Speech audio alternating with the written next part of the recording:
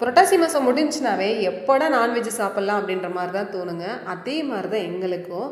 கரெக்டாக வந்து புரட்டாசி 4 சனிக்கிழமை முடிஞ்சு அதுக்கு அடுத்த நாளே வந்து சண்டேங்களா. ஸோ மீன் வாங்கலான்னு தான் போயிட்டோம். ஆற்று ஓரத்தில் போய் மீன் வாங்கும்போது அங்கே மீனெல்லாம் வந்து ஃப்ரெஷ்ஷாகவே கிடைக்குங்க. இதே பண்ணை மீன்லாம் பார்த்திங்கன்னா அது வந்து மீன் வளர்ப்பாங்க. ஆனால் ஆற்றுல போகிற மீன்லாம் பார்த்திங்கன்னா அது போகிற போக்கில் வந்து பிடிக்கிற மீன் தான். அப்புறம் இந்த டைம் வந்து அவுரி மீன் வாங்கியிருந்தோம். கிலோ 350 ரூபான்னு சொல்லியிருந்தாங்க. சரி ஓகே அப்படின்ற மாதிரி வாங்கிட்டோம்.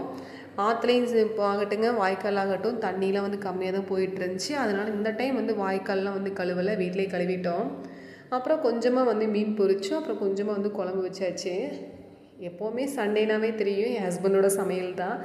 அவரும் வந்து சமையலை சும்மா டேஸ்ட்டாக பண்ணியிருந்தார். வெங்காயம், தக்காளி, தேவையான அளவு உப்பு, மஞ்சத்தூள், தேவையான பொடியெல்லாம் போட்டு மீன் மசாலா எல்லாமே அரைச்சி ஊற்றி மீன் குழம்பு வந்து சும்மா டேஸ்ட்டாக வச்சுருந்தார். உண்மையாகவே நல்லா தான் இருந்துச்சு, குறையெல்லாம் சொல்ல முடியாது. அந்தளவுக்கு டேஸ்ட்டாக பண்ணியிருந்தார். பாய்.